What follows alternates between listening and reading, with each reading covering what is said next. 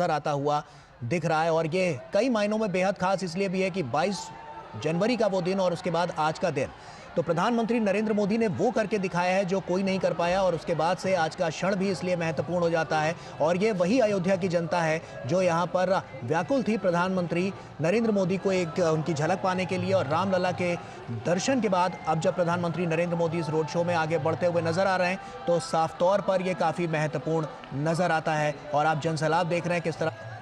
यहाँ पर प्रधानमंत्री नरेंद्र मोदी की एक छवि पाने के लिए पहले से खड़े हुए हैं। और आज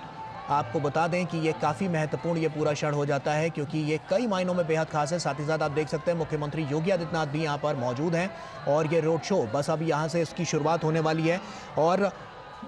देश भर से जो जनसैलाब यहाँ पर देखने को मिल रहा है क्योंकि अलग अलग प्रांतों से लोग यहाँ पर पहुंचे, रामलला के दर्शन किए और उसके बाद प्रधानमंत्री की एक छवि पाने के लिए लोग सड़क के दोनों किनारे किस तरह से लोगों का यहाँ पर प्रधानमंत्री नरेंद्र मोदी अभिनंदन करते हुए भी नजर आ रहे हैं। और ऐसे में प्रधानमंत्री का जोरदार स्वागत यहाँ पर होता हुआ नजर आ रहा है। कई मायनों में बेहद खास ये पूरा क्षण क्योंकि साफ तौर पर रामलला का जो दर्शन है उसको करने के लिए लोग लंबा संघर्ष लोगों ने किया है और उस संघर्ष को प्रधानमंत्री नरेंद्र मोदी ने 22 जनवरी के बाद खत्म कर दिया। और उसके बाद से लगातार जो लोग हैं वो यहाँ पर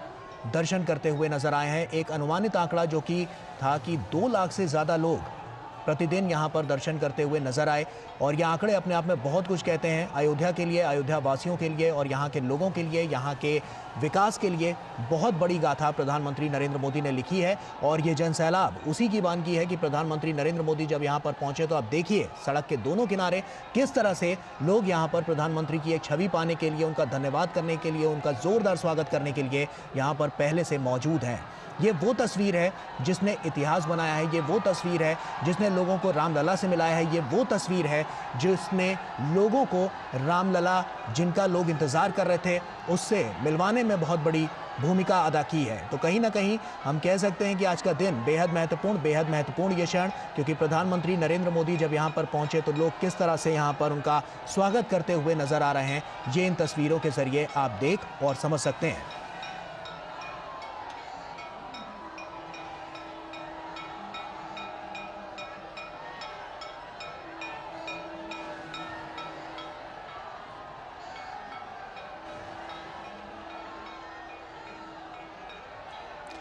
तो ऐसे में साफ तौर पर ये आप देखिए कि कितना महत्वपूर्ण ये पूरा क्षण हो जाता है। ऐसे में विनोद जी के पास ही चलते हैं। विनोद जी हमारे साथ लगातार जुड़े हुए हैं। विनोद जी, काफ़ी महत्वपूर्ण ये पूरा और साफ तौर पर जो तस्वीर बदलती हुई नजर आई वो हम सब ने देखी अयोध्या की और अयोध्या वासियों की। मैं वही अपनी बात पूरी करता हूँ कि ये 22 जनवरी के बाद प्रधानमंत्री मोदी का ये दूसरी बार ये यात्रा है अयोध्या की। और ये प्रधानमंत्री की दूसरी बार यात्रा एक तरह से एक मैसेज भी है उन लोगों के लिए कि मोदी से और बीजेपी से तो बैर हो सकता है लेकिन राम से और राम मंदिर और अयोध्या से बैर क्यों। आज भी कई शीर्ष नेतृत्व है कई पार्टियों के, उन्होंने राम मंदिर की प्राण प्रतिष्ठा का निमंत्रण जो भी ठुकराया हो लेकिन अयोध्या नहीं आए, वो राम मंदिर नहीं आए। तो ये एक मैसेज तो प्रधानमंत्री मोदी ने ये दूसरी बार आके ये दे दिया है कि ये एक तरह से बात समझनी होगी लोगों को कि राम इस देश की पहचान है, राम इस देश की आस्था के केंद्र है, राम इस देश के सांस्कृतिक मूल्य है, राम इस देश के धरोहर है। अगर बात करें पूरे पुराने जनपदों की तो 2-3 जनपद जो पुराने हैं, जो आप कह सकते हैं कि प्राचीन काल के, जिसमें काशी और अयोध्या की, आज वो काशी और अयोध्या जो अपनी वैभवता को पाया है, उस सनातन के परचम और सनातन की संस्कृति से अपनी वैभवता को लौटाई है, तो ये भारत को गौरवान्वित करती है। ये भारत के साथ साथ भारत के लोगों को, सांस्कृतिक मूल्यों को गौरवान्वित करती है। अगर इससे किसी को परहेज है कि राम मंदिर जाने से, वहां रामलला के विराजमान के प्राण प्रतिष्ठा में शामिल होने से उनका सेकुलर कैरेक्टर खत्म हो जाएगा, तो कम से कम उनको आज इकबाल अंसारी को ये बात कहते हुए, जब इकबाल अंसारी कहते हैं कि रामलला के विराजमान होने के बाद जो अयोध्या बदला है, उस बदले हुए अयोध्या में मैं आज प्रधानमंत्री को स्वागत करने के लिए तैयार हूं। अगर पूरे अयोध्या में, फैजाबाद में किसी ने इसकी लड़ाई लड़ी थी तो इकबाल अंसारी के परिवार ने ये लड़ाई लड़ी थी। और आज भव्यता को देख के, अयोध्या के पुनर्निर्माण को देख के, वो इकबाल अंसारी के परिवार रामलला विराजमान के साथ साथ आज मोदी के स्वागत में यहाँ पे खड़े हुए हैं और ये बात कहते हुए मीडिया से है। तो ये देखिए कि नैरेटिव क्या आपने जो देश को, संस्कृति को आपने एक हाशिए पर डाला, तो जो सबसे पहला लिटिगेंट था वो स्वागत के लिए खड़ा है। यह बात इस वोट के और वोट के ये वोट बैंक की सियासत को समझना पड़ेगा कि आप अयोध्या को नहीं नकार सकते, आप श्री राम लला को नहीं नकार सकते, आप बीजेपी से, आपको पीएम मोदी से कोई बैर हो सकता है, लेकिन आपको भारत संस्कृति से बैर करेंगे तो वो दिखेगा। बिल्कुल विनोद जी, आप बने रहिए हमारे साथ। शैलेंद्र मिश्रा हमारे सहयोगी लगातार हमारे साथ जुड़े हुए हैं। शैलेंद्र, हम देख पा रहे हैं तस्वीरों के जरिए कि जनसैलाब यहाँ पर उमड़ा हुआ नजर आ रहा है और साफ तौर पर जो लोग हैं वो प्रधानमंत्री नरेंद्र मोदी का जयकारा करते हुए भी नजर आ रहे हैं। तस्वीरें बहुत कुछ कह रही हैं और हलचल तमाम है यहाँ पर, लोगों के दिलों में बहुत कुछ है। क्या नजारा नजर आ रहा है? निश्चित तौर पर ये तस्वीरें बहुत कुछ कह रही हैं और आप देखिए प्रधानमंत्री नरेंद्र मोदी के काफिले चल रही हैं रही है और प्रधानमंत्री के साथ एक तरफ मुख्यमंत्री योगी आदित्यनाथ हैं तो दूसरी तरफ हैं अयोध्या फैजाबाद लोकसभा क्षेत्र के प्रत्याशी लल्लू सिंह जो तीसरी बार यहाँ से जीत की तिकड़ी बनाने के लिए प्रयास बीजेपी के उम्मीदवार पर। और ये तस्वीरें बताती हैं कि बीजेपी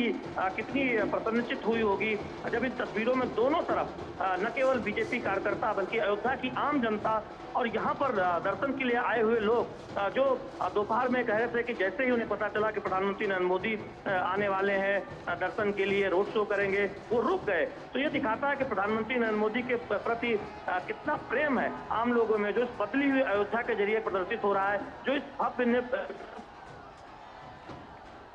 जी प्रेम को सामने रखते हैं। तो निश्चित तौर पर बीजेपी ये इन तस्वीरों के जरिए एक संदेश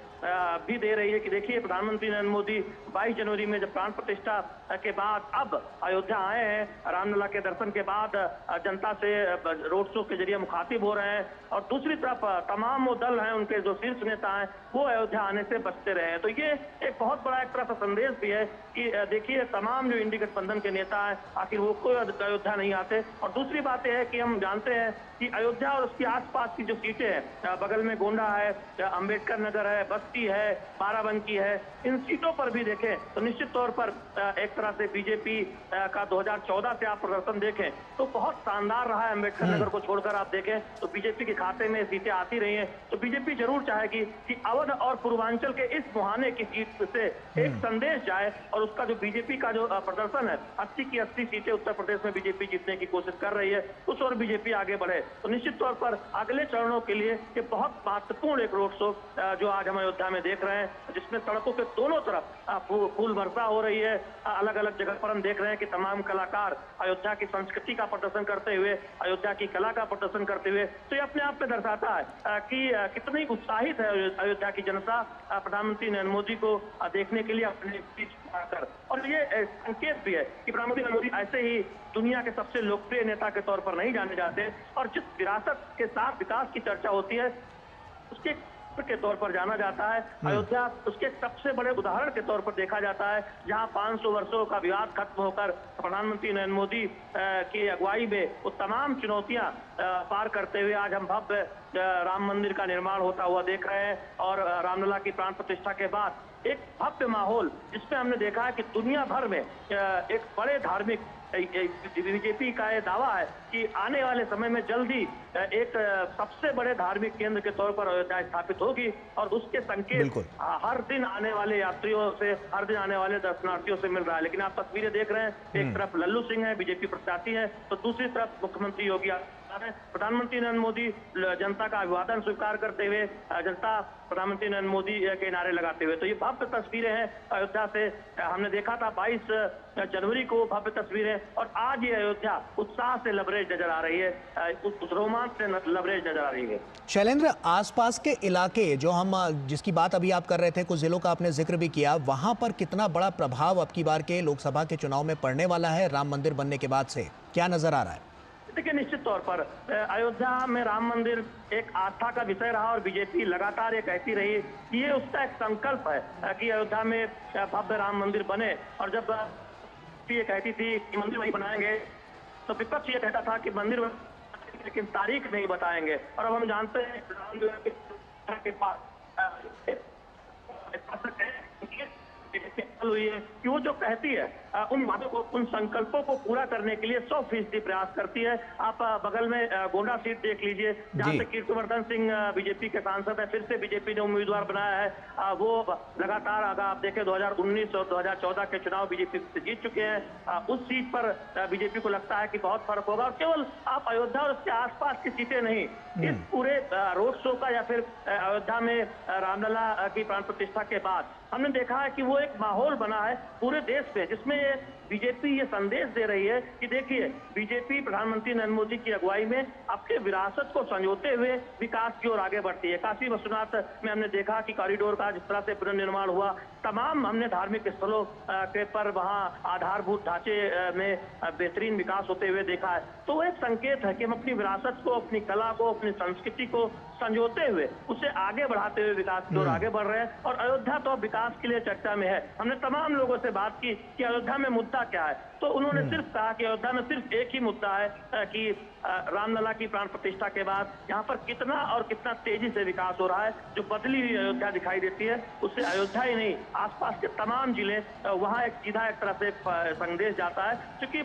आप देखें, अयोध्या आने वाले जो लोगों की संख्या है वो केवल अयोध्या के पड़ोसी जिलों से नहीं, बल्कि हम देख रहे हैं पूरे देश से लोग आ रहे हैं, विदेशों से, कई अलग अलग देशों से लोग आ रहे हैं और यहाँ से अयोध्या की जो तस्वीर है वो अपने जेहन में लेकर जा रहे हैं। तो निश्चित तौर पर राजनीतिक तौर पर बीजेपी को लगता है कि जो एक तस्वीर अयोध्या की, उसके विकास की, उस मॉडल की, जिस मॉडल को प्रधानमंत्री नरेंद्र मोदी आगे बढ़ाते हैं, उसके बड़े केंद्र के तौर पर बीजेपी अयोध्या को सामने रखती है। उससे जनता निश्चित तौर पर ये मानेगी कि जो संकल्प बीजेपी करती है प्रधानमंत्री नरेंद्र मोदी की अगुवाई में, उन संकल्पों को पूरा निश्चित तौर पर पास की सीटों पर बीजेपी मान जी। बगल में अंबेडकर नगर है, जहां पर पिछले चुनाव में बसपा ने ये सीट जीती थी। इस बार बसपा के उम्मीदवार बीजेपी में रितेश पांडे और बीजेपी ने उन्हें उम्मीदवार बनाया है। तो निश्चित तौर पर वो सीट भी बीजेपी मान रही है कि इन चुनाव में उस पर सफलता हासिल होगी। तो ऐसे में क्लीन स्वीप की तैयारी है बीजेपी की, उसके लिए वो पुरजोर कोशिश कर रही है उत्तर प्रदेश। बिल्कुल। शैलेंद्र, आप बने रहिए हमारे साथ। अब विनोद मिश्रा जी भी हमारे साथ लगातार जुड़े हुए हैं। विनोद जी, साफ तौर पर हमने देखा प्रभु श्री राम, जब उनका संघर्ष चल रहा था, जब वो वनवास पे थे, उन्होंने पूरे समूचे भारत का भ्रमण किया। उसके बाद जब हम देखते हैं कि प्रधानमंत्री नरेंद्र मोदी लगातार, जब से राम मंदिर बना और उसके पहले से जो कवायद हमने देखी, उसमें समूचे भारत को यहाँ से कनेक्ट करने की जो कवायद थी, उस पर सबसे ज़्यादा फोकस किया गया और साफ तौर पर दक्षिण भारत को। तो कहीं ना कहीं अब की बार ये बहुत बड़ा इंपॉर्टेंट फैक्टर साबित हो सकता है इस बार के चुनाव में। डेफिनेटली। और आपने जब इस बात को, इतना बढ़िया इस बात को आपने रखा है सामने में, तो मैं आपको याद दिला दूं, वो 1991 की बात है शायद, कि जब प्राइम मिनिस्टर मोदी उस समय में मुरली मनोहर, जो बीजेपी के महासचिव थे, जनरल सेक्रेटरी हुआ करते थे, और मुरली मनोहर जोशी के साथ वो अयोध्या गए थे। और उस अयोध्या में जब रामलला विराजमान को टेंट में जाके उन्होंने दर्शन किया था, उस बारिश के उस समय में जब टेंट चारों बगल से झुक गया था और भारत के आस्था और भारत के राम उस टेंट में बैठे हुए थे, तो मोदी ने उस दिन कहा था कि मैं फिर दोबारा अयोध्या उसी दिन आऊंगा जिस दिन अयोध्या में राम मंदिर का, भव्य राम मंदिर का निर्माण होगा। और ये 22 जनवरी का वो दिन था जब दोबारा प्राइम मिनिस्टर मोदी उस समय में अयोध्या पहुंचे थे और हम लोग उसके साक्षात्कार थे उस समय के, कि उस पल को हमने देखा था। तो ये आप जब अयोध्या को कहते हैं, तो ये बात जो शैलेंद्र बता रहे थे कि इसका सीटों पर क्या इम्पैक्ट पड़ेगा, तो लोगों में इस बात की चर्चा तो आज जरूर बनी है। इस सारे इलाकों में जो बता रहे थे अभी शैलेंद्र या रामेंद्र बता रहे थे कि अम्बेडकर नगर से लेके, बस्ती से लेके और गोंडा से लेके,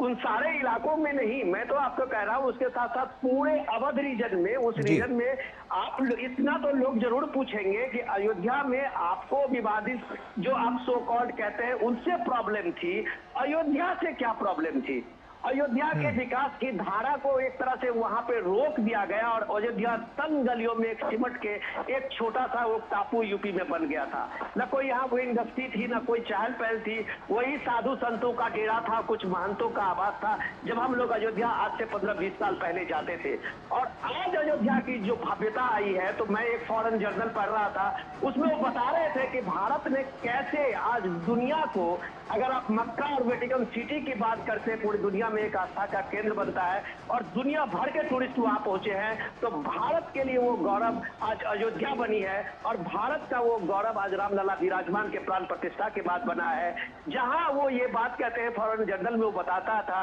कि आज इससे पहले कम से कम अयोध्या में 4 ढंग के होटल नहीं मिलते थे, वहां 25 अभी 5 स्टार होटल कंस्ट्रक्शन हो रहा है। कम से कम वहां 150 ऐसे होटल के वहां पे प्लान में है और आप उम्मीद कर सकते हैं कि 22 जनवरी से अब तक जहां 2 करोड़ यात्री पहुंचे हैं, दुनिया के कम से कम 101 देश के फॉरेन डेलीगेट्स पहुंचे हैं। खुद शैलेंद्र ने स्टोरी की थी कल ही परसों में कि पाकिस्तान से 200 तीर्थ यात्रियों का दल कल अपने प्रभु रामलला के दर्शन करने आए थे। तो ये भारत की नहीं, भारत की आप एक बात करें, पूरे दुनिया की जो प्रवासी भारतीय है, भारतीय संस्कृति को मानने वाले लोग हैं, उनकी अस्मिता, उनकी पहचान, उनका परिचय अयोध्या में हुआ है। तो आप कह सकते हैं कि प्राइम मिनिस्टर मोदी जब इधर इलेक्शन के बीच इलेक्शन में यहाँ आए हैं तो लोगों को जरूर ये लगेगा कि ये मोदी है जिसने कहा अपने संकल्पों में, ये बीजेपी है जिसने कहा कि हम मंदिर वही बनाएंगे। तो उस जगह पे न केवल मंदिर बनाया,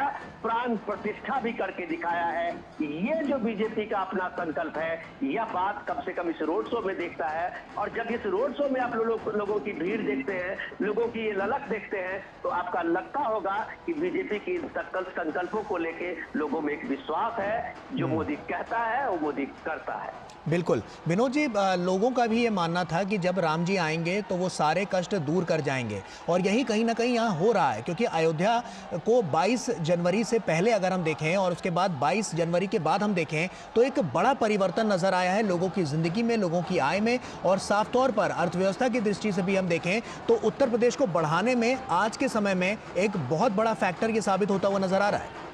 देखिए, ये समझने की बात है गौरव की ये सोशियो इकोनॉमिक डेवलपमेंट जो होता है, जो लोग कहते हैं ना सरकारी नौकरियों में नौकरी नहीं मिल रही है, लोग बेरोजगार है, वो पूछे अयोध्या में जब से योगी सरकार आई वहां से भव्य राम मंदिर का निर्माण तो 2019 में सुप्रीम कोर्ट के फैसले के बाद शुरू हुआ था। लेकिन योगी जी के आते ही, जो सीएम कभी वहां जाना नहीं चाहते थे, योगी जी के आते ही पहली कैबिनेट की मीटिंग उन्होंने अयोध्या में जाके की। और आपको याद होगा जो दीपोत्सव शुरू हुआ था, उस दीपोत्सव में 30 लाख से 20 लाख से दीप जलाने का शुरू हुआ था प्रोग्राम, और वो दीपोत्सव सालों दर सालों बढ़ता गया। और आप देखिए कि वहां के सारे जो छोटे छोटे प्रजापति के समाज के लोग थे, कुम्हार के लोग थे, उन सारे विश्वकर्मा जो छोटे छोटे कारोबार के लिए जाने जाते थे, पूरे बस्ती से लेके अंबेडकर नगर जो शैलेंद्र बताते हैं, वो लोग महीनों 2 महीनों तक सिर्फ दिवाली के पहले वो दीप ही बनाते थे। तो ये रोजगार जो है वो लोगों को मिला है वहां सोशियो इकोनॉमिक डेवलपमेंट के बाद। आज ही मैं देख रहा था तो आप ये देखिए अयोध्या में कितने लाखों के फूलों के कारोबार हो गया जो रोज का है वहाँ। तो आसपास के किसानों का कारोबार देखिए, यहाँ पे जो अन्नपूर्णा भंडार है वहाँ पे लाखों लोगों के लिए रोज खाना पकता है, रोज उनके लिए सब्जियां बनती है, इतने होटल हैं जो वहाँ लोग आ रहे हैं। और ये जो इकोनॉमी में जो सोशियो इकोनॉमिक में जो डेवलपमेंट लाया है, इसको अगर लोग वहां नकारेंगे तो यहाँ के लोग इसको कैसे विश्वास करेंगे गौरव। जो प्रति व्यक्ति जो जिसकी आमदनी वहां पे 100 रुपए नहीं होती थी, आज वहां लोग 1000 रुपए कमा रहे हैं। ये मैंने वहां आंखों से देखा है। तो ये बदले हुए हाल अयोध्या पे आज अगर प्राइम मिनिस्टर मोदी वहां हैं तो ये नजारा जब आप देखते हैं, ये लोगों की भीड़ देखते हैं, ये अभिवादन देखते हैं, तो आपको मानना पड़ेगा कि लोगों ने कहा कि यस मोदी है तो मुमकिन है। बिल्कुल विनोद जी, आप बने रहिए हमारे साथ। शैलेंद्र मिश्रा हमारे सहयोगी लगातार हमारे साथ जुड़े हुए हैं। शैलेंद्र, हम साफ तौर पर देख रहे हैं पुष्प वर्षा यहाँ पर प्रधानमंत्री नरेंद्र मोदी के ऊपर हो रही है और ऐसे में काफ़ी महत्वपूर्ण ये क्षण भी हो जाता है। लोकसभा की दृष्टि से देखें और हम आम चुनाव की दृष्टि से देखें तो इसका कितना बड़ा इम्पैक्ट 2024 के चुनाव में पड़ेगा। और साफ तौर पर उत्तर प्रदेश में जो कि अब की बार की कवायद है 400 पार का जो नारा लेके आगे बढ़ रहे हैं, तो अब की बार क्या लगता है 80 में से 80 सीटें या कुछ कम? देखिए, बीजेपी एक राजनीतिक दल के तौर पर ये प्रयास कर रही है कि उत्तर प्रदेश की 80 में से 80 सीटें इस बार जीती जाए। और उसके लिए हमने देखा कि प्रमुख कई क्षेत्रीय दलों के साथ बीजेपी ने गठबंधन किया है। और अब इससे पहले मैं बताना चाहूंगा कि इस वक्त प्रधानमंत्री नरेंद्र मोदी का रोड शो रामपथ पर सुप्रीयो किला से आगे बढ़ते हुए हनुमानगढ़ी, उससे आगे बढ़ते हुए जो तुलसी सदन है, उसके बाद जो वीणा चौक है यानी लता मंगेशकर चौक, और उसकी तरफ आगे बढ़ता हुआ है। हम देख रहे हैं कि 2 किलोमीटर का पूरा ये रास्ता है रामपथ पर, जिस पर रोड शो होना है। और इतना समय लग रहा है क्योंकि दोनों तरफ जनता खड़ी हुई है, अभिवादन कर रही है प्रधानमंत्री नरेंद्र मोदी का, पुष्प वर्षा से स्वागत कर रही है। निश्चित तौर पर देखिए, बीजेपी की अब एक रणनीति है। 2014 में ये वोट प्रतिशत के लिहाज से जो प्रतिशत हासिल किया था, उससे ज्यादा मत हासिल करने का एक लक्ष्य रखा था 2019 में। और तब सभी ने कहा था कि इतनी शानदार सफलता बीजेपी को पहले ही मिली है, तो क्या राष्ट्रीय स्तर पर बीजेपी उस आंकड़े को भी आगे बढ़ा पाएगी। फिर हमने देखा कि 282 के आंकड़े से पार होते हुए बीजेपी 300 पार के आंकड़े पर पहुंच गई, और वोट प्रतिशत में भी, मत प्रतिशत में भी बीजेपी के अच्छा खासा इजाफा हुआ। उसके बाद आप देखें कि कुछ सहयोगियों ने साथ छोड़ा, लेकिन बीजेपी एक राष्ट्रीय स्तर पर बड़ा गठबंधन बनाने में कामयाब रही। उत्तर प्रदेश में, पश्चिमी उत्तर प्रदेश में आरएलडी को साथ जोड़ा, ओम प्रकाश राजभर को वापस लाए, तो अनुप्रिया पटेल पहले से ही साथ है, संजय निषाद पहले से ही साथ है, और प्रधानमंत्री नरेंद्र मोदी की जो लोकप्रियता है वो दिनों दिन हमने देखा है कि वर्ष दर वर्ष बढ़ी है। आज दुनिया के सबसे लोकप्रिय नेता के तौर पर प्रधानमंत्री नरेंद्र मोदी जाने जाते हैं, और बीजेपी की पूरी रणनीति यह है कि प्रधानमंत्री नरेंद्र मोदी के चेहरे और जो कल्याणकारी योजनाएं हैं उनकी अगुवाई में, उस पर पूरे देश में चुनाव लड़ा जाए। और उत्तर प्रदेश में हमने देखा है कि मुख्यमंत्री योगी आदित्यनाथ ने जो भी काम किए हैं राज्य सरकार में, उसको भी बहुत प्रमुखता से कहा जा रहा है। खासतौर पर कानून व्यवस्था को लेकर जो उत्तर प्रदेश में एक शक्ति बरती गई है और प्रदेश में एक निवेश का माहौल बना है। अभी हाल ही में एक आंकड़ा आया है जिसमें जीएसटी राजस्व में हमने देखा है उत्तर प्रदेश ने चौथा स्थान हासिल किया है, यानी एक पायदान ऊपर आ गई है। तो तमाम संकेतक ये बताते हैं कि उत्तर प्रदेश की अर्थव्यवस्था तेजी से आगे बढ़ रही है, यहाँ पर तेजी से निवेश आ रहा है। निश्चित तौर पर उत्तर प्रदेश हवाई अड्डों के मामले में नंबर 1 है, राजमार्गों के मामले में नंबर 1 है, एक्सप्रेस वे के मामले में, तमाम मामलों में उत्तर प्रदेश नंबर 1 जी उभरा है। ये निश्चित तौर पर बीजेपी उसे राजनीतिक तौर पर जनता को बता रही है कि देखिए प्रधानमंत्री नरेंद्र मोदी की अगुवाई में किस तरह से पूरे देश में जनता के जीवन स्तर को बेहतर बनाने के लिए काम हुआ है, और पार्टी बीजेपी ने उसको जनता के बीच ले जाने का काम किया। इसलिए बूथ तमाम वो अभियान चलाए गए हैं। बूथ में हमने देखा है कि हर बूथ पर गया है कि 370 मत बढ़ाने हैं, यानी 2019 के मुकाबले 370 मत और पाने हैं। उस रणनीति पर बीजेपी आगे बढ़ रही है, और बीजेपी बार बार ये कह रही है कि उम्मीदवार नहीं, कमल का फूल देखिए, प्रधानमंत्री नरेंद्र मोदी की अगुवाई में चुनाव लड़ा जा रहा है। तो ये बहुत एक रणनीति है जिस रणनीति के तहत बीजेपी उत्तर प्रदेश में चुनाव लड़ रही है, और देश में एनडीए के साथ 400 पार के नारे के साथ आगे बढ़ना चाहती है। बिल्कुल, शैलेंद्र आप बने रहिए हमारे साथ। रामेंद्र हमारे सहयोगी लगातार हमारे साथ जुड़े हुए हैं, रामेंद्र का रुख कर लेते हैं। रामेंद्र, उत्तर प्रदेश को उत्तम प्रदेश बनाने की जो कवायद थी, हम उसमें देख रहे हैं कि अब राम राज्य का जो स्थापना है वो भी और बड़ी होती हुए यहाँ पर निकलकर सामने आ रही है। तो ऐसे में साफ तौर पर हम कहें कि बदलाव की ये बयार बहुत कुछ कहती है, और अब की बार लोकसभा चुनाव में कितना असर इसमें देखने को मिलेगा? देखिए, गौरव जो क्या है, ये संस्कृति का केंद्र है, आस्था का केंद्र है, और उसको उत्तर प्रदेश में समेटा नहीं जा सकता। जो दुनिया के साथ जुड़ता है, देश के तो सभी हिस्सों से जुड़ता है। यहाँ दक्षिण भारत से आने वाले जो दर्शक हैं, जो यहाँ श्रद्धालु हैं, बड़ी संख्या में दक्षिण भारत से आते हैं। कश्मीर से लेकर कन्याकुमारी तक, गुजरात से लेकर अरुणाचल तक के जितने लोग सनातन धर्म को, सनातन संस्कृति को मानने वाले लोग आते हैं, तो अगर उनकी आस्था का जो केंद्र है, उसका उद्भव, उसका विकास होता है, तो वो सारे जुड़ते हैं। नरेंद्र मोदी को क्यों पसंद करते हैं लोग? इसलिए कि वो सनातन धर्म की आस्था और संस्कृति को, भारत की जो मूल आत्मा है उसको बढ़ाने की बात कर रहे हैं। बात अभी विनोद जी कह रहे हैं कि जो इकोनॉमिक डेवलपमेंट है, आप लखनऊ से आइए, बस्ती से आइए, आप गोंडा से आइए, कितने होटल है आसपास की, करीब 50-60 किलोमीटर के रेडियस में वो पुल है, जितने ढाबे हैं वो पुल है, आप कहीं तुरंत चाय नहीं पा सकते ढाबों में, जितने कनेक्शन अयोध्या से जुड़ते हैं। तो आप जरा कल्पना करिए कि राम मंदिर से अयोध्या का कितना बड़ा डेवलपमेंट हो, तो उत्तर प्रदेश में कितना डेवलपमेंट हो रहा, कितने लोगों को रोजगार मिल रहा है, कितने लोग आ रहे हैं, कितना धन आ रहा है उत्तर प्रदेश में। तो ये पानी के तहत हुआ है। ये तो हमारी आस्था संस्कृति का जो केंद्र है, उसका उद्भव हो, उसका विकास हो, और यहाँ के लोग जो है उनको अवसर मिले उत्तर प्रदेश में, लोग देखें कि उत्तर प्रदेश कैसा है। उत्तर प्रदेश में जब दुनिया का पर्यटक आता है, राम मंदिर दर्शन करने आता है, तो देखता है कि कितना उत्तर प्रदेश बदला, जिसकी बात आप कर रहे थे। उस बदलाव का ही नतीजा है कि दुनिया का निवेश उत्तर प्रदेश में आकर्षित हो रहा है। दुनिया के बड़े निवेशक उत्तर प्रदेश आ रहे हैं, रोड इंफ्रास्ट्रक्चर हो, रेलवे इंफ्रास्ट्रक्चर हो, एयरपोर्ट कनेक्टिविटी हो, आप देखो उत्तर प्रदेश में वो उत्तर प्रदेश बीच होता जा रहा है। तो दुनिया का जो निवेशक आएगा, लोगों को रोजगार के अवसर मिलेंगे, कानून व्यवस्था बेहतर हुई, भगवान राम स्थापित हुए। इसीलिए कहा जा रहा है कि भगवान राम के स्थापित होने के बाद उत्तर प्रदेश में रामराज्य की स्थापना हुई है। महिलाएं, आप देखिए वोट परसेंटेज महिलाओं को बढ़ रहा है, पश्चिम से लेकर पूर्व तक लोग महिलाएं भाजपा को इसलिए देना चाहती, कानून व्यवस्था के ऊपर बहुत अच्छा काम हुआ है, वो चाहती है कि ये सरकारें बनी रहे। तो जो बात आप कर रहे हैं कि ये बदलाव है, और इस बदलाव का फायदा निश्चित रूप से भारतीय जनता पार्टी को इस चुनाव में मिलेगा और लगातार मिलता रहेगा। क्योंकि उत्तर प्रदेश की कल्पना न उत्तर प्रदेश के लोगों ने की थी, न देश और दुनिया के लोगों ने की थी उत्तर प्रदेश की तरह बदलेगा। इसमें प्रधानमंत्री का सहयोग है, प्रधानमंत्री के सहयोग के बिना ये ना राम मंदिर स्थापित हो सकता है, ना उत्तर प्रदेश में बदलाव देखा जा सकता है। तो दोनों चीजों के श्रेय प्रधानमंत्री को जाता है और उसका फायदा जरूर भारतीय जनता पार्टी को मिलेगा। बिल्कुल रामेंद्र, आप बहुत से लोगों से मिले होंगे, तमाम वोटरों से मिले होंगे, उनके मूड को भी टटोलने की आपने कोशिश की होगी। उनको क्या लगता है कि अब की बार जो पैरामीटर है वो किस ओर इशारा कर रहा है? और साफ तौर पर अगर हम देखें रामलला के दर्शन को लेकर और उनके मंदिर को लेकर, तो उसके बाद से उनको क्या लगता है कि उनके मन में क्या कुछ नजर आ रहा है?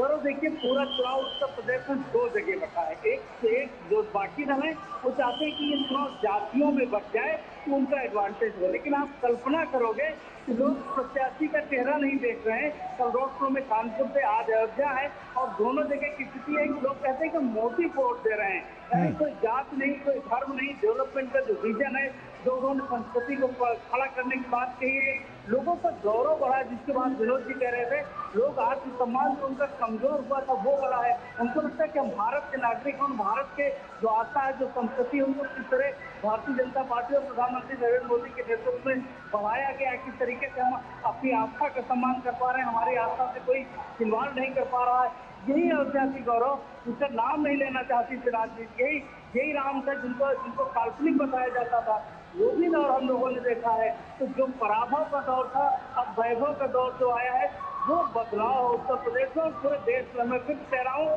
कि अयोध्या को क्यों उत्तर प्रदेश में केंद्रित किया गया। अयोध्या की जो 80 सीटें उन पर तो भारतीय जनता पार्टी अपने नेटवर्क के माध्यम से देखिए राजनीति चाहे जो कर रहा हो, संगठन का जो बूथ का संगठन है, भारतीय जनता पार्टी से अच्छा कोई नहीं। नेतृत्व तो यहाँ मोदी जी का नेतृत्व तो पूरे देश में, योगी जी के काम का और योगी जी का नेतृत्व उत्तर प्रदेश में। ये जो चेहरे हैं ना, इनको कोई नकार नहीं सकता। लोग कहते हैं कि मोदी जी क्या करेंगे, मोदी जी के ऊपर तो इस तरीके से भ्रष्टाचार तमाम आरोप लगाते हैं, तमाम विपक्ष आरोप लगाते हैं, वो कहाँ ले जाएंगे? वो तो हमारे लिए कर रहे हैं, भाई की तरह खड़े हैं, पिता की तरह खड़े हैं, एक संरक्षक की तरह खड़े हैं। वही आदत योगी जी भी उसको आगे लेकर बढ़ रहे हैं। तो ये दोनों नेतृत्व है, ये महसूस कराता है लोगों को कि ये जो नेतृत्व है यही देश को आगे लेकर जाएगा और कोई प्रत्याशी नहीं देखा। गौरव, विश्वास करिए, हमारी जितने लोगों से बात की है जी, कई जगहों पर प्रत्याशी बदले गए, उन्होंने कहा हमारे प्रत्याशी से कोई मतलब नहीं, हम प्रधानमंत्री नरेंद्र मोदी को वोट दे रहे हैं। तो ये नरेंद्र मोदी के लिए वोट है,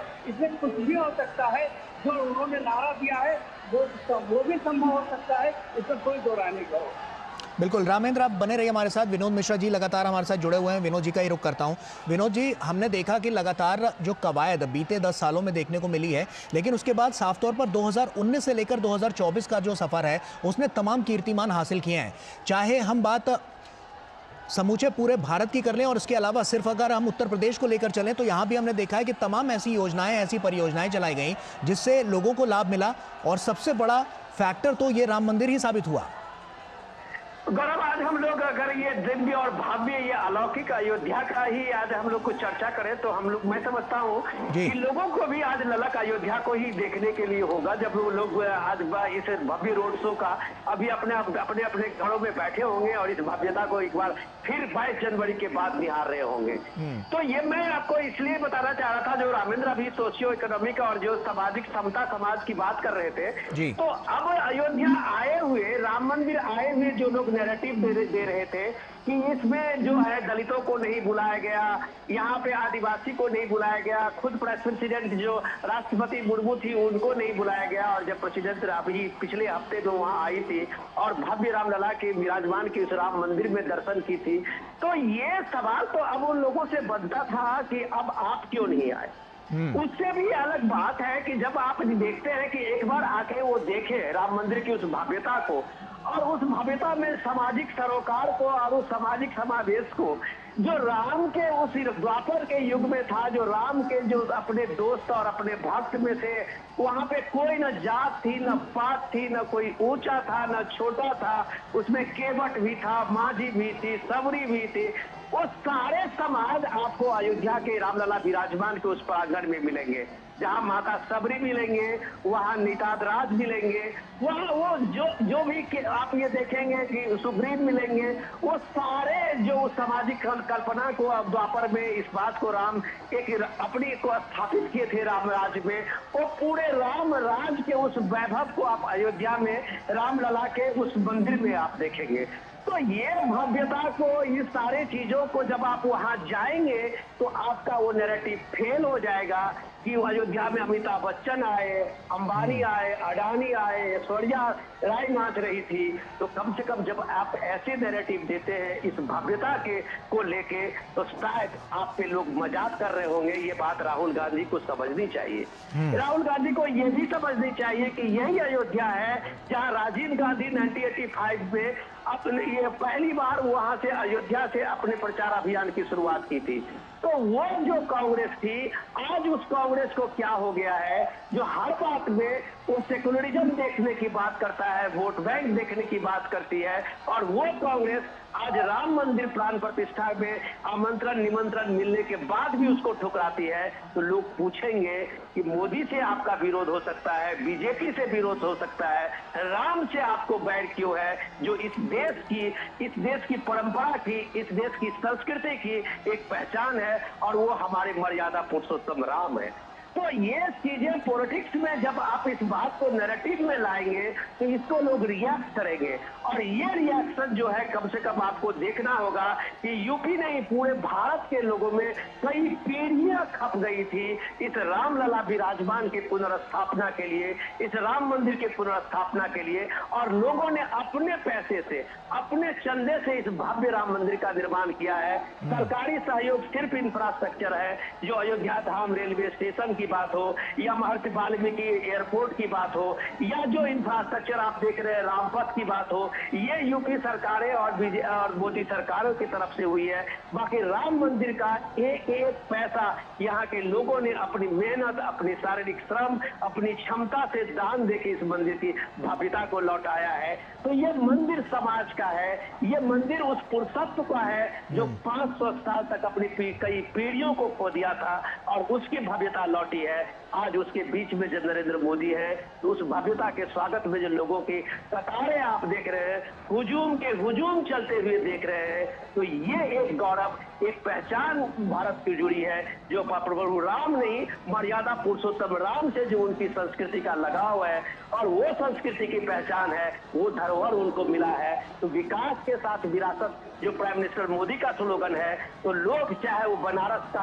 काशी कॉरिडोर को देखें, प्रभु रामलला विराजमान के इस राम मंदिर के साथ साथ अयोध्या के विकास को देखें, वो उज्जैन में महाकाल कॉरिडोर को देखें, देश के अलग अलग हिस्सों में देखें, तो ये गौरव जो भारत को हासिल हुआ है, ये सांस्कृतिक पुनर्जागरण का काल हुआ रहा है, जो न कभी हुआ और न कभी होगा। और इस विभवता को, इस विराट वैभव को जो भारत ने पाया है, वो पूरे देश और दुनिया में एक भारत के प्रति लोगों का आकर्षण हुआ बढ़ा है। ये जीवंत भारत को आज जो देखने के लिए लोग आ रहे हैं, तो पाकिस्तान से भी आते हैं, या नेपाल से भी आते हैं, श्रीलंका से आते हैं, या मैक्सिको से आ रहे हैं, थाईलैंड से आते हैं, दक्षिण अफ्रीका से लोग आ रहे हैं। तो ये जीवंत भारत, राम के उस भारत, राम की पहचान मर्यादा पुरुषोत्तम की उस भारत में वो जो जीवंतता आई है, सांस्कृतिक गौरव का वो गुणगान जहाँ पे पढ़ा है, उस भारत के जीवंत भारत का साक्षात्कार यहाँ की भीड़ को, यहाँ रामलला के दर्शनार्थी को, यहाँ के आसपास लोगों के चेहरों पे आपको साफ दिख रहा है। गौरव, बिल्कुल। विनोद जी आप बने रहिए हमारे साथ। शैलेंद्र मिश्रा हमारे सहयोगी हमारे साथ जुड़े हुए हैं, शैलेंद्र का रुख कर रहा हूँ। शैलेंद्र, साफ तौर पर एक बहुत बड़ा संघर्ष हमने देखा राम मंदिर को लेकर, और साफ तौर पर भारतीय जनता पार्टी जब से मुखर होकर लगातार इस मुद्दे को उन्होंने उठाने की कोशिश की थी, आज प्रधानमंत्री नरेंद्र मोदी की वो छवि, उनका वो चेहरा जो सबके सामने नजर आ रहा है, आज उसमें एक बड़ा सुकून नजर आ रहा है, बड़ी शांति नजर आ रही है, क्योंकि प्रधानमंत्री ने जिस संघर्ष की हम बात कर रहे हैं उस संघर्ष में एक बड़ा कीर्तिमान हासिल किया है। गौरव, बीजेपी हमेशा ये कहती रही है कि राम मंदिर का निर्माण हो, ये पार्टी के लिए एक आस्था का विषय था, एक संकल्प था, ये राजनीति का विषय नहीं था। और जब वो सपना पूरा हुआ है, ऐसे समय में पूरा हुआ है जब प्रधानमंत्री नरेंद्र मोदी की अगुवाई में देश आगे बढ़ रहा है, और उसके बाद ये पहला चुनाव है जब ये बीजेपी कह रही है कि वो जो संकल्प करती है उसका पूरा करने का 100% प्रयास करती है। और निश्चित तौर पर जब ये आज रोड शो हम देख रहे हैं, प्रधानमंत्री नरेंद्र मोदी को नजदीक से देखने के लिए लालायित अयोध्या की या फिर यहाँ पर आई जनता को देख रहे हैं, तब ये भरोसा दिखाता है प्रधानमंत्री नरेंद्र मोदी के प्रति देश की जनता का कि एक ऐसे नेता के तौर पर प्रधानमंत्री नरेंद्र मोदी की छवि मजबूत हुई है कि वो जो कहते हैं वो करते हैं। और साथ ही साथ आस्था के साथ विकास की जो बात बीजेपी करती है उस पर किस तरह से आगे बढ़ा जा रहा है। आज देखिए दुनिया, जिसका जिक्र हमारे वरिष्ठ सहयोगी विनोद मिश्र कर रहे थे, कि दुनिया देख रही है कि भारत अपनी संस्कृति को सहेजते हुए, अपने वैभव को सहेजते हुए आगे बढ़ रही है। काशी का विश्वनाथ कॉरिडोर हो, उज्जैन महाकाल कॉरिडोर हो, अयोध्या में हम देख रहे हैं रामलला की प्राण प्रतिष्ठा हुई, उसके बाद जिस तरह से अयोध्या का विकास हो रहा है, तो ये दिखाता है कि अपनी सांस्कृतिक ऐतिहासिक नगरों का बीजेपी की अगुवाई में, प्रधानमंत्री नरेंद्र मोदी की अगुवाई में किस तरह से विकास हो रहा है। और देखिए, इससे धार्मिक पर्यटन के केंद्र के तौर पर हम देख रहे हैं कि अयोध्या हो, उज्जैन हो या फिर काशी हो, वो दुनिया के मानचित्र पर और मजबूती से और उभर कर आ रहा है। क्योंकि आप तमाम उन देशों को देखें, उनसे तुलना करें कि वो देश, कई देश ऐसे हैं जिनकी अर्थव्यवस्था बहुत हद तक पर्यटन पर निर्भर है। यानी दुनिया भर से जो पर्यटक आते हैं, धार्मिक पर्यटक आते हैं, उससे एक बहुत बड़ा राजस्व उस देश को हासिल होता है। भारत जहाँ विविधता है, जहाँ इतनी संस्कृतियाँ हैं, जहाँ इतने गौरवशाली नगर हैं, जहाँ इतने पुरातन नगर हैं, हम उनको सहेजते हुए उनके विरासत को और मजबूत करते हुए आगे बढ़ रहे हैं। तो निश्चित तौर पर उससे एक पर्यटन में उछाल देखने को मिलता है। आप देखें, अयोध्या का तो हम जिक्र करते ही हैं कि 2 लाख से ज्यादा धार्मिक पर्यटक श्रद्धालु यहाँ हर दिन आते हैं, और इसका कितना प्रभाव अर्थव्यवस्था पर पड़ता है। आप देखें, अयोध्या में आज इतने होटल्स बन रहे हैं, अयोध्या में आप देखें तो ट्रांसपोर्ट के बिजनेस बढ़ रहे हैं, अयोध्या में जो स्थानीय जो कलाकार हैं उनकी कमाई हो रही है, जो छोटे दुकानदार हैं उनकी कमाई हो रही है। तो इसका एक फर्क दिखता है। और अयोध्या से जो वापस लेकर लोग जाते हैं, वो एक गौरवशाली इतिहास को वापस लेकर जाते हैं, देश और दुनिया में बता रहे हैं कि देखिए कि अयोध्या कितनी बदली हुई नजर आ रही है 22 जनवरी के बाद, रामलला की प्राण प्रतिष्ठा के बाद। तो ये क्रेडिट बीजेपी को मिलता है, प्रधानमंत्री नरेंद्र मोदी की अगुवाई में कई सरकारों को बीजेपी को मिलता है कि उन्होंने आस्था के साथ विकास के उस दौर को आगे बढ़ाया है, जिसकी शुरुआत 2014 में प्रधानमंत्री नरेंद्र मोदी के केंद्र के सत्ता में आने की बात हुई थी। और यहाँ पर दूसरी तरफ बीजेपी ये कहती है कि देखिए, ऐसे दल हैं, कांग्रेस है, उनके सहयोगी दल हैं, जो सनातन को लेकर गाली देते हैं, सनातन को लेकर इस तरह की भाषा का प्रयोग करते हैं, और कांग्रेस उस पर चुप्पी साध लेती है। हम देखें कि कांग्रेस के सहयोगी दल डीएमके के एक बड़े नेता के बेटे ने जिस तरह से कहा था, तो दरअसल बीजेपी ये भी बता रही है कि देखिए, एक तरफ भारतीय जनता पार्टी है प्रधानमंत्री नरेंद्र मोदी की अगुवाई में, जो अपने इतिहास पर गौरव करती है, अपने संस्कृति पर गौरव करती है, वहीं दूसरी तरफ ऐसे दल हैं जो सेकुलर होने के नाम पर या फिर इस तरह के कदम उठाते हैं, इस तरह के बयान देते हैं जो तुष्टीकरण की पराकाष्ठा है, या जो तुष्टीकरण वाले हैं। हम इस बात की चर्चा सुनते हैं कि वायनाड से राहुल गांधी चुनाव लड़ रहे थे, वायनाड में जब तक मतदान न हो, ये उनके रणनीतिकारों ने बताया था कि अयोध्या न आए। तो ये इस तरह से जो चर्चाएं होती है, दिखाती है कि एक तुष्टीकरण की राजनीति हो रही है क्या। तो निश्चित तौर पर एक बीजेपी को एक मौका मिलता है, कांग्रेस को, कांग्रेस के नेताओं को, राहुल गांधी को, या फिर कांग्रेस के सहयोगी दलों को, समाजवादी पार्टी को उत्तर प्रदेश में या अन्य राज्यों में बाकी सहयोगी दलों की जो विचारधारा है, जो उनकी नीति है, उन पर सवाल उठाने का कि आखिर आपने क्यों अयोध्या जैसे नगरों की उपेक्षा की, ठीक है शैलेंद्र, आप बने रहिए हमारे साथ। विनोद जी का रुख कर लेता हूं। विनोद जी, साफ तौर पर जो प्रधानमंत्री नरेंद्र मोदी की लोकप्रियता है वो दिन ब दिन और बढ़ती जा रही है, क्योंकि उन्होंने तमाम काम ऐसे किए हैं, और कहते हैं कि आपके काम ही आपकी सबसे बड़ी पहचान के रूप में निकलकर सामने आते हैं। ये तस्वीरें उसी की बानगी नजर आ रही हैं। गौरव, जब प्राइम मिनिस्टर मोदी कहते हैं ना कि हम जिसका शिलान्यास करते हैं उसका उद्घाटन भी करते हैं, तो ये जो डेडलाइन जो प्राइम मिनिस्टर मोदी का होता है वो एक टीम वर्क होता है। अब मैं अयोध्या के राम मंदिर के इसी भव्य निर्माण की बात आपको कहें तो आप देखिए कि प्राइम मिनिस्टर ऑफिस के नृपेंद्र मिश्रा जो उनके प्रधान सचिव थे उस समय में, जहां तक मुझे याद है, और वो नृपेंद्र मिश्रा उसके बाद उनकी जिम्मेदारी अयोध्या में राम मंदिर निर्माण की भूमिका में उनको आगे किया गया था,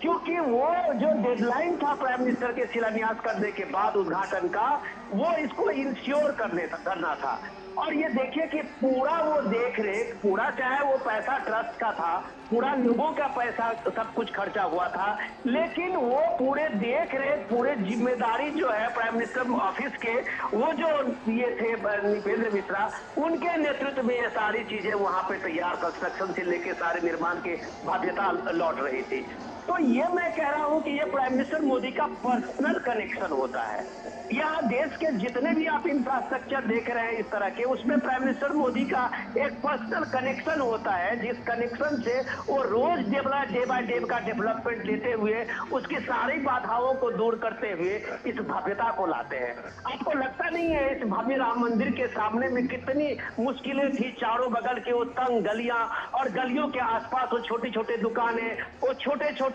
सड़कों के बीच में बने हुए, अलग टेढ़ी मेढ़ी सड़कों के बीच में बने हुए लोगों की बस्तियां, और एक एक चीज को जब योगी आदित्यनाथ से और सेंट्रल गवर्नमेंट के वहां पे टीम ने काम किया है तो लोगों को पुनर्वास किया गया, लोगों को मुआवजा दिया गया, और वहां से वो सारी चीजें हटाई गई और इसकी भव्यता लौटाई गई। तो ये भव्यता लौटाने का जो ये बात संकल्प है वो एक दिल से है, और जब वो दिल से जब चीजें हो तो इसकी भव्यता लौटती है। जो आपने श्री राम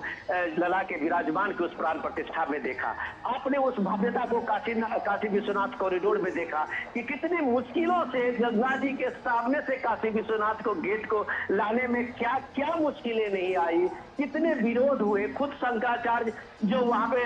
ये मुक्तेश्वरानंद थे, स्वामी स्वरूपानंद के शिष्य, उन्होंने लगातार उसके लिए विरोध किया, और आज जब काशी विश्वनाथ कॉरिडोर को लेकर देखते हैं तो लगता है कि सचमुच में काशी निखर गया है, सचमुच में काशी अपनी भव्यता को पा गया है। तो ये पर्सनल कनेक्शन है पीएम मोदी का, और ये पर्सनल कनेक्शन आज आपको इस भव्यता में दिखती है। आज आपको इसमें लोगों की जो आप ललक देख रहे हैं, लोगों की जो उत्सुकता देख रहे हैं, ये लगता ही नहीं है कि 2 किलोमीटर का जो ये सफर है ये रोड शो का वो कभी खत्म होगा। चारों बगल मुझे लगता है कि वो पूरे रामपथ पे लोगों की भीड़ जमी हुई है। इतनी तेज गर्मी में, इतने सर्द वहां पे देखिए कि जो गर्म हवाएं चल रही है, और उसके बीच में लोगों का काफिला आपको कहीं रुकती हुई नजर नहीं आ रही है। तो ये प्राइम मिनिस्टर मोदी का पर्सनल कनेक्शन है, जो ये लोगों को विश्वास है कि मोदी है तो मुमकिन है। और भव्य रामलला मंदिर का शिलान्यास हुआ, उसका उद्घाटन हुआ, और उसकी भव्यता के बाद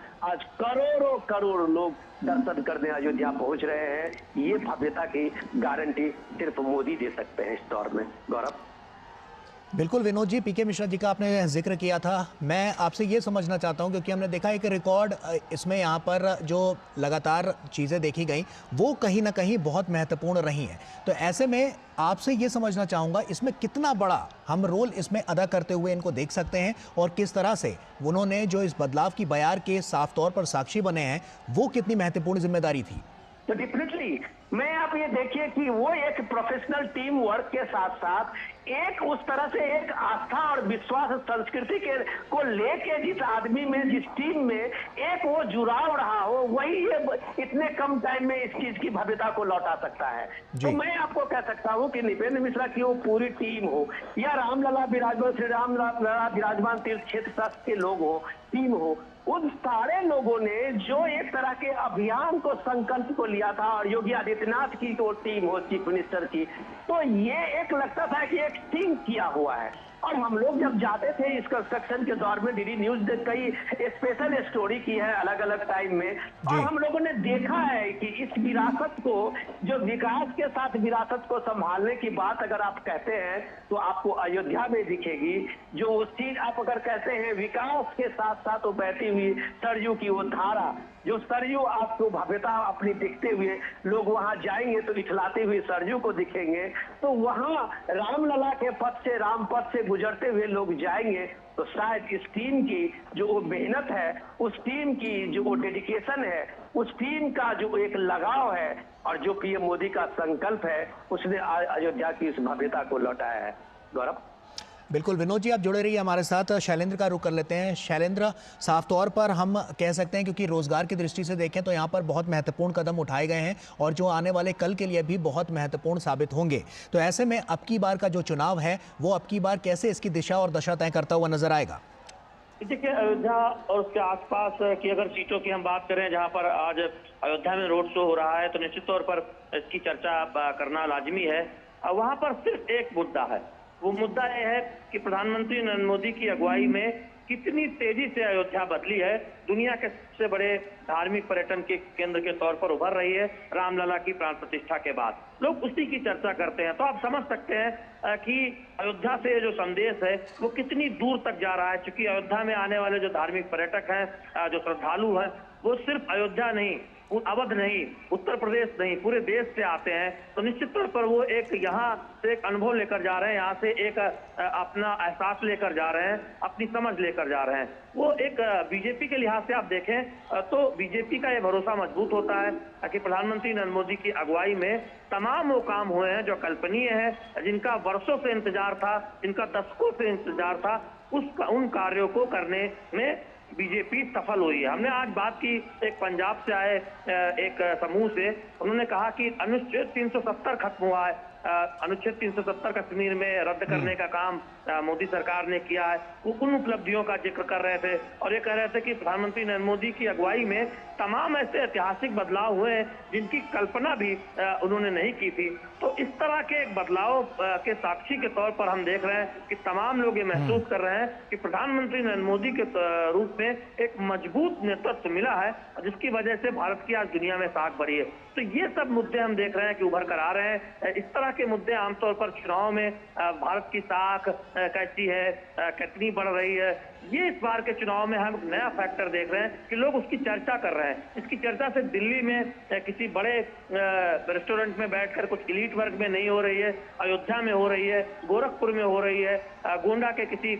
चौपाल पर हो रही है। तो ये दिखाता है कि विमर्श बदले हैं। विमर्श में ये भी आया है कि कितना मजबूत भारत उभर रहा है, कितना गौरवशाली भारत उभर रहा है और एक आम जनता, एक आम नागरिक आत्मविश्वास से किस तरह से लबरेज हो रहा है। तो तमाम उन मुद्दों के बीच, तमाम जो रोजगार की बात होती है या अन्य मुद्दों की बात होती है, उनके बीच ये मुद्दे भी बहुत उभर कर आ रहे हैं और जनता उन रोजगार की भी बात करती है जो बड़े आधारभूत ढांचा के विकास से पैदा हुए हैं, जो हम देख रहे हैं कि धार्मिक शहरों के कायाकल्प से पैदा हुए हैं, जिससे कि आम जनता, जो रेहड़ी पटरी वाले हैं, जो छोटे दुकानदार हैं, जो ड्राइवर्स हैं, उनको बहुत फायदा हुआ है। तो निश्चित तौर पर उसकी चर्चा हो रही है और साथ ही साथ प्रधानमंत्री नरेंद्र मोदी की लाभार्थी जो योजना है उनकी अगुवाई में, उसकी चर्चा हो रही है कि कैसे उससे जीवन बदला है। तो हम देख रहे हैं कि विमर्श बहुत बदला नजर आता है 2014 के पहले के मुकाबले और अब, और उस पर बातें हो रही हैं। जी ठीक है, शैलेंद्र बने रहिए हमारे साथ। विनोद जी, बात करें हम नृपेंद्र मिश्रा जी की, तो उनकी भूमिका कितनी महत्वपूर्ण नजर आई है?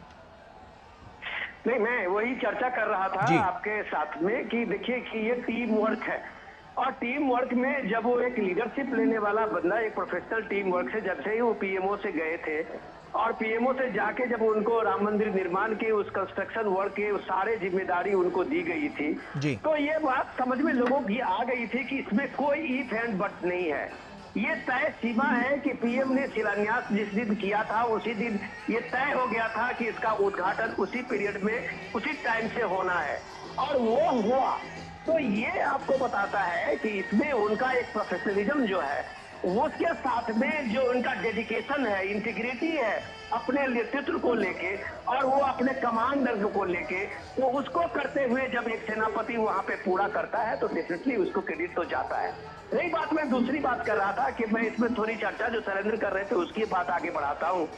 कि आज अयोध्या क्यों चुनौती बनी है पूरे इंडिया गठबंधन के लिए। कि आपको याद कराऊं गौरव कि जिस समय में रामलला विराजमान की प्राण प्रतिष्ठा की देश में तैयारी चल रही थी और पूरे देश में एक तरह से उमंग और उल्लास का वो माहौल बना था, ठीक उसी समय में राहुल गांधी की भारत जोड़ो न्याय यात्रा पार्ट 2 शुरू हुआ था। और आपको याद होगा कि वो पार्ट 2 यात्रा का जो उद्देश्य यही था कि देश में जो एक धारा बन रही है मोदी ये राममय दुनिया देश और मोदी में अयोध्या का, उसके बीच में वो भारत जोड़ो यात्रा को भारत जोड़ो न्याय यात्रा जोड़ा गया उस पे, और वो यात्रा शुरू हुई थी। वो एक तरह से कि एक मैसेज था लोगों के बीच में कि हम इस जो धारा है उसके बीच में हम एक अपना एक तीसरी धारा देंगे। और वो नैरेटिव देते देते जब वो राहुल गांधी की वो यात्रा चली, उस यात्रा में राहुल गांधी ने सीधे सीधे चोट शुरू किया कि सनातन की वैभवता और हिंदू के इस विराट स्वरूप जो अयोध्या में दिखा था, ये पूरे इंडिया गठबंधन को खतरा लगा। तो उन्होंने एक नया डिस्कोर्स शुरू किया जाति गणना का, दलित का, वो गिनती शुरू किए कि सेक्रेटरी कितने कैबिनेट में पूरे मिनिस्ट्री में है, सेक्रेटरी ही जहाँ पे जितना होता है वही पैसा अपने अपने जाति को पहुंचाता है। इतने इलॉजिकल बात से राहुल गांधी की ये पूरी यात्रा शुरू हुई थी, जिस यात्रा में सिर्फ एक कंफ्यूजन डालना था कि ये जो यात्रा है ये मोदी के पर्सनल अपना वो एक पॉलिटिकल है। जबकि राहुल गांधी भूल गए कि उनके पिताजी के दौर में भी एक बार शिलान्यास कराने की एक बार बात हुई थी, उन्हीं के पिताजी के दौर में ये राम मंदिर का एक बार ताला खुला था। तो ये बात अगर कांग्रेस इस चीज को क्रेडिट लेने के बजाय आज अगर कांग्रेस इस चीज से भागती हुई नजर आ रही है कि कहीं राम मंदिर और ये अयोध्या की बात करते हुए उसके जो सेक्युलर का सो कॉल्ड एक वोट बैंक के नजदीक में जो उसकी छवि बनी है वो कहीं टूटती नजर आएगी, तो मोदी अपने इमेज बनाने में न कभी इन चीजों को भी विश्वास किया है। वो कहते हैं सबका साथ, सबका विश्वास, सबका प्रयास, लेकिन अपनी संस्कृति, अपने आस्था केंद्र, अपने राम और अपने कृष्ण को लेके वो कभी भी इन सारे ड्रामा को और इस नैरेटिव को बर्दाश्त नहीं करते। आज ही शैलेंद्र इस बात को जानते होंगे बेहतर, आज ही इटावा में प्राइम मिनिस्टर मोदी की रैली थी, तो उन्होंने उस समाज के बीच में यदुवंशी समाज के एक तरह से वो बताते हुए उन्होंने कहा कि ये कौन सी ऐसी विचारधारा है जो हमारे द्वारकाधीश की, जहां वो प्राइम मिनिस्टर मोदी पिछले महीने गए थे और समुद्र के नीचे में उस खतरनाक ड्राइव करते हुए वहां पहुंच के वो द्वारकाधीश श्री कृष्ण का उन्होंने वहां पे मूर्ति और प्राचीन काल की उस वैभवता का दर्शन किया था। ये शायद दुनिया में शायद कोई प्राइम मिनिस्टर इस तरह का जोखिम नहीं ले सकता था जो प्राइम मिनिस्टर मोदी ने अपने भारत की संस्कृति, अपनी भारत की गौरव और अपनी भारत की उस पहचान को दुनिया के सामने में लाने के लिए इस तरह का खतरनाक ड्राइव को अपने एक तरह से उन्होंने एक ओढ़ा। और आप देखिएगा राहुल गांधी अपने भाषण में कहे कि वो ये मोदी है जो पानी के अंदर में भगवान को खोजता है। तो प्राइम मिनिस्टर मोदी ने आज इटावा में लोगों के बीच में कहा, जो आदमी कहते हैं कि यदुवंशी कहते हैं कि कृष्ण से हमारा सरोकार है, हम कृष्ण के हैं, तो उन्हें कम से कम शर्म होनी चाहिए जो उनके कृष्ण को, उनकी विरासत को, उनकी पहचान को एक मजाक बनाते हैं। ये कम से कम मोदी बर्दाश्त नहीं करेगा। तो ये सारे नैरेटिव के बीच में जब आप आज अयोध्या के रामपथ को देखते हुए वहां की इस भीड़ की ललक को देख रहे हैं, तो आपको लगेगा ये बदला हुआ भारत है जो विकास के साथ साथ अपनी विरासत को भी संभालना जानता है। गौरव, बिल्कुल विनोद जी आप बने रहिए हमारे साथ। रामेंद्र हमारे सहयोगी हमारे साथ लगातार जुड़े हुए हैं, रामेंद्र का रुख कर लेते हैं। रामेंद्र, जब हम देख रहे हैं कि अवध क्षेत्र की हम बात कर रहे हैं और साथ ही साथ समूचे उत्तर प्रदेश की बात कर रहे हैं, तो हम देख रहे हैं कि आय में काफ़ी उछाल नजर आया है जब से राम मंदिर बनकर यहाँ पर तैयार हुआ है। उसके बाद से लगातार हम देख रहे हैं गतिविधियाँ लगातार बढ़ती जा रही हैं। ऐसे में क्या क्या इंपॉर्टेंट फैक्टर्स रहे हैं जो अब की बार सबसे ज़्यादा प्रमुख मुद्दों के तौर पर सामने आएंगे? देखिए, ये बातें जो गौरव आप कर रहे हो, जो अभी विरोध भी कर रहे थे, ये बातें पिछली राजनीतिक लोग भी जो सरकारें बनाए थे वो भी जानते थे कि अगर राम मंदिर का विकास होगा, अगर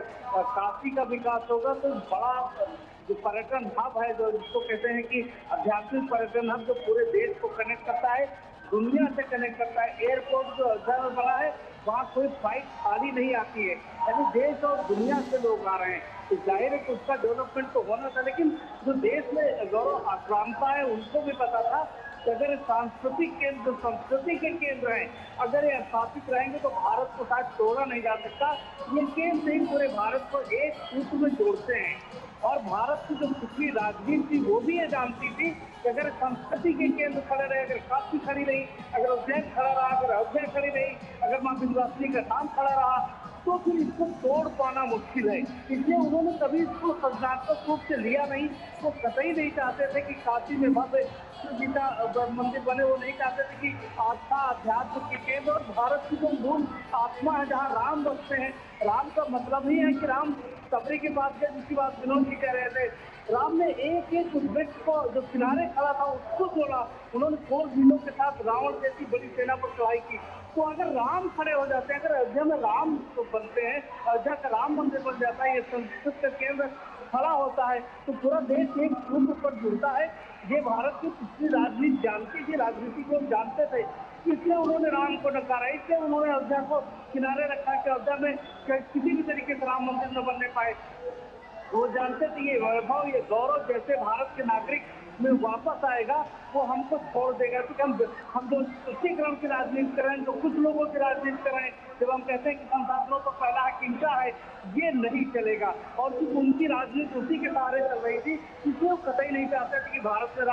अयोध्या में राम मंदिर बने, काशी में बाबा विश्वनाथ का धाम बने, उज्जैन में कॉरिडोर बने। इस तरीके की चीजें खड़े होने से जो एक सूत्र में पिरोया गया भारत है, जिसमें सनातन संस्कृति है, जिसमें हमारा वैभव है, हमारी आस्था है, हमारी आत्मा जुड़ी है, व्यक्ति जुड़े हैं, पूरा समुदाय जुड़ा है। इसमें जाति और नहीं आती कि जो जातियों को खंडित करके देखते थे, जो भारत की खंड खंड की राजनीति करने की योजना बना करके राजनीति करते थे, वो नेपथ्य में गए हैं। तो इसलिए इसको बड़े दूसरे तरीके से देखा जाए। अध्यात्म के साथ उत्तर प्रदेश के लिए जो बड़ा गौरवशाली है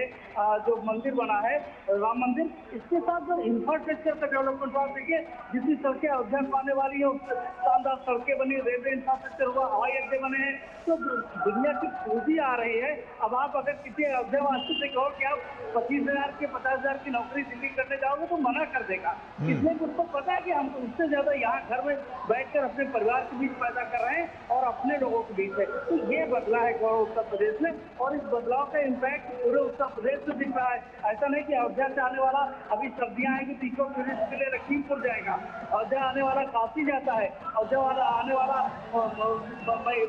वहाँ जाता माता रानी के दर्शन करने विंध्यवासिनी धाम जाता है। तो ये पूरा जो चेन सर्किट है, जो आध्यात्मिक सर्किट है, इस तरह जो आपको थोड़ा नए सड़क मार्ग बनाए जा रहे हैं, जो आध्यात्मिक सर्किट है, इसमें किसी को दिक्कत ना है, लोग सुबह भी यात्रा कर सके, तो इससे पूरा उत्तर प्रदेश बदलता है और उत्तर प्रदेश की तस्वीर बदलती है, आर्थिक रूप से भी, राजनीतिक रूप से भी, जिसकी बार बार आप चर्चा कर रहे हैं कि क्या बदलेगा, तो राजनीतिक रूप से भी हो सकता है कि जहाँ भाजपा जो पिछली बार जीती तो उससे आगे बढ़ जाए, तो राजनीतिक रूप से, आध्यात्मिक रूप से, धार्मिक रूप से और इकोनॉमिक रूप से भी उत्तर प्रदेश की जो तस्वीर है वो बदलती है। गौरव बिल्कुल, और यही बदलाव की बयार तो है जो साफ तौर पर एक लोगों के जीवन में भी बड़ा बदलाव लेकर नजर आई है। तो रामेंद्र, आप बने रहिए हमारे साथ। अब शैलेंद्र मिश्रा हमारे सहयोगी लगातार हमारे साथ जुड़े हुए हैं, शैलेंद्र का रुख कर लेते हैं। शैलेंद्र, साफ तौर पर तमाम सीटों पर तो इसका असर पड़ेगा ही, और अब की बार जो हम 400 पार के नारे की जिसकी बात कर रहे हैं, जो भारतीय जनता पार्टी कह रही है कि अब की बार एनडीए 400 पार होगी, तो अब की बार इस कड़ी में हम उत्तर से लेकर दक्षिण भारत को जब जोड़ते हैं तो हमने देखा कि कम्युनिकेशन के हिसाब से भी, यहाँ पर कनेक्टिविटी के हिसाब से भी जो फ्लाइट्स हैं वो तो चलाई गई, इसके अलावा रेलवे कनेक्टिविटी को भी बढ़ावा मिला। उससे कितना फायदा मिलता हुआ नजर आएगा? देखिए, निश्चित तौर पर जब दुनिया के सबसे बड़े धार्मिक पर्यटन केंद्र के रूप में अयोध्या को विकसित किया जा रहा है, तो हम देख रहे हैं कि उसकी सीधी रेल कनेक्टिविटी हो, उसके लिए भी तमाम प्रयास किए गए हैं। अयोध्या धाम स्टेशन का पुनर्निर्माण किया गया है, वहां से तमाम अब हम आधुनिक ट्रेनें, रेलगाड़ियां देख रहे हैं जो देश के अलग अलग राज्यों से कनेक्ट करती हैं। लेकिन यहाँ पर महत्वपूर्ण बात यह है कि गौरव, बीजेपी हर चुनाव में अपनी पूरी ताकत लगाती है जनता तक अपनी बात पहुंचाने में, और कोई कोर कसर नहीं छोड़ती। और हम देख रहे हैं कि उसके सबसे बड़े स्टार प्रचारक, दुनिया के सबसे लोकप्रिय नेता धुआंधार चुनावी जनसभाएं कर रहे हैं, रोड शो कर रहे हैं। कल हमने देखा कि कानपुर में, उत्तर प्रदेश के कानपुर में एक भव्य रोड शो प्रधानमंत्री नरेंद्र मोदी ने किया, और आज अयोध्या वो आए, रामलला के दर्शन पूजा के बाद अब वो अयोध्या में रोड शो कर रहे हैं। तो बीजेपी अपने तौर पर कोई कोर कसर नहीं छोड़ रही है, जिससे वो ज्यादा से ज्यादा सीटें उत्तर प्रदेश और पूरे देश में 2014 और 19 के आंकड़ों से आगे जाते हुए 2024 में जीत सके। तो ये एक राजनीतिक दल के तौर पर बीजेपी की प्रतिबद्धता को भी दिखाता है, बीजेपी के उस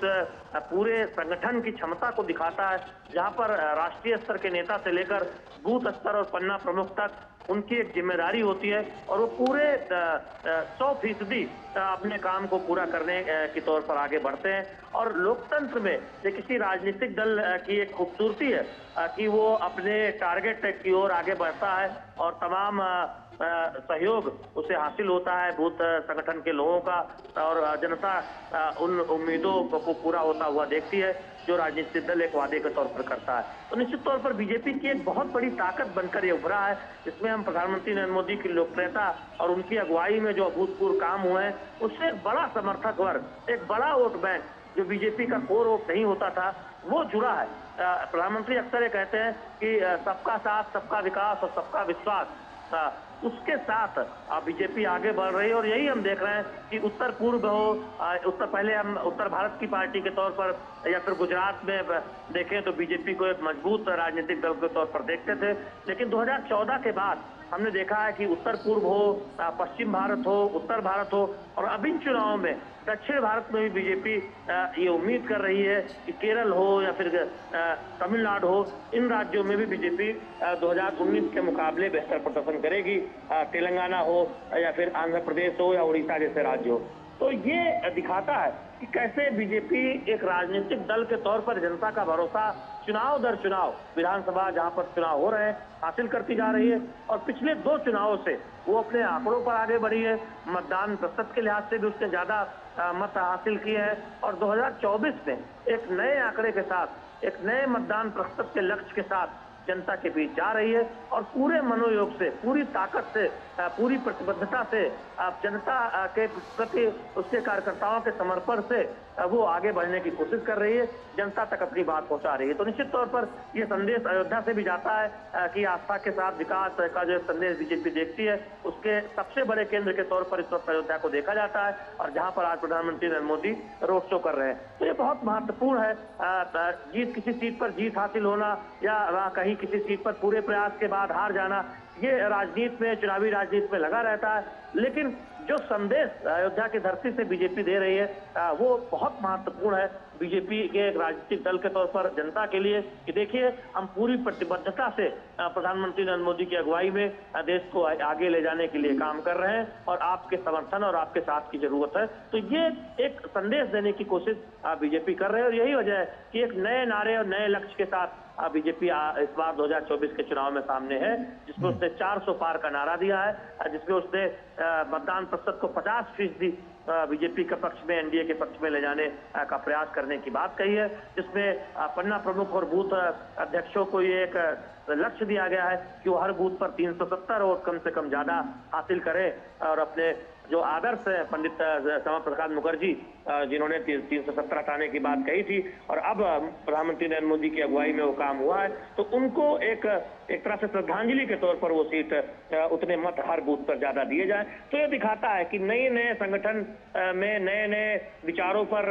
नए नए लक्ष्यों पर, नए नए कार्यक्रमों के जरिए बीजेपी एक जीवंत राजनीतिक संगठन, सक्रिय राजनीतिक संगठन, एक शीर्ष नेतृत्व से जमीन तक पहुंचने वाले संदेश के साथ आगे बढ़ रही है और कोशिश ये कर रही है कि जनता का ज्यादा से ज्यादा समर्थन 2019 के मुकाबले और ज्यादा समर्थन हासिल हो। और पार्टी को ये भरोसा है कि जिस तरह से जो तमाम जगहों पर बीजेपी मेहनत कर रही है, या बीजेपी को लगता है कि जो 2 चरणों से जो संदेश आया है वो पार्टी के लिए आशाजनक है। तो निश्चित तौर पर पार्टी अपने उस प्रयास को और तेजी लाते हुए दिखाई दे रही है, जब उसके सबसे बड़े स्टार प्रचारक अलग अलग राज्यों में धुआंधार चुनाव प्रचार कर रहे हैं, चुनावी जनसभा के जरिए, रोड शो के जरिए। गौरव। बिल्कुल, शैलेंद्र बने रहिए हमारे साथ। विनोद मिश्रा जी का रुख कर लेता हूं। विनोद मिश्रा जी, ये जो साफ तौर पर जो बानगी है जो लगातार पेश होती हुई नजर आई है, और अब की बार जब हम देख रहे हैं कि जिस हिसाब से जो लगातार इसमें ग्रोथ देखने को मिल रही है, वो आने वाले समय में अयोध्या धाम को टॉप क्लास सिटी बनाने में बहुत बड़ा योगदान निभाती हुई नजर आएगी। मतलब हम चर्चा कर चुके हैं इसके साथ में, मैं जो शैलेंद्र भी बता रहे थे मैं उसी को थोड़ा आगे बढ़ाता हूँ जी।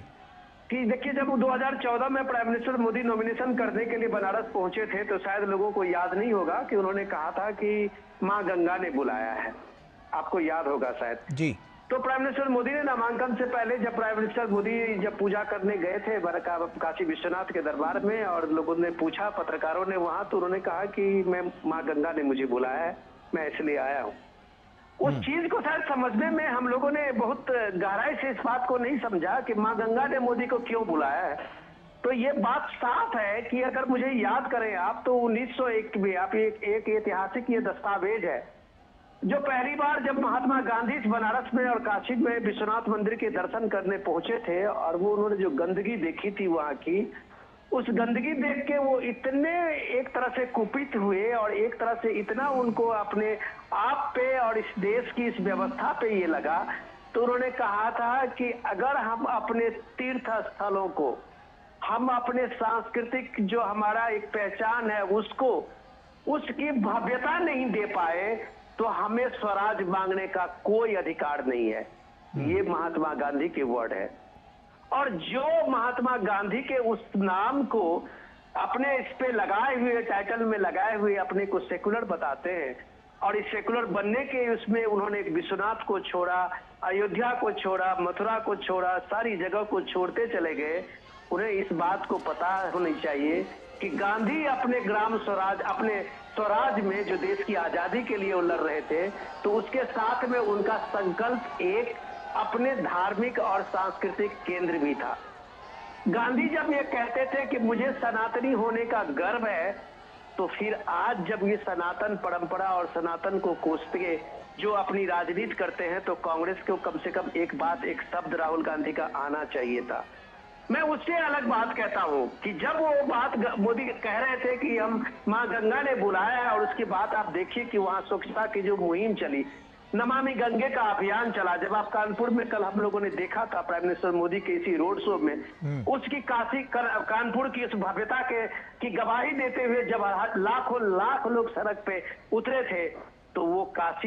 वो कानपुर ही था जहां से गंगा खत्म हो जाती थी। वो जो नाले थे, जो अंग्रेज के जमाने के बने हुए नाले थे, जो पूरे कानपुर के सारे जो चमड़े फैक्ट्री से लेके जितने इंडस्ट्री के पानी उसमें जाता था, तो गंगा एक तरह से वहां विलुप्त होती थी। वो गंगा बनारस पहुंचते पहुंचते तो गंगा के कोई अस्तित्व नहीं होता था। वो मां गंगा ने मोदी को बुलाया 2014 में, तो वो सारे नाले बंद हुए, उसको एसटीपी प्लांट से पानी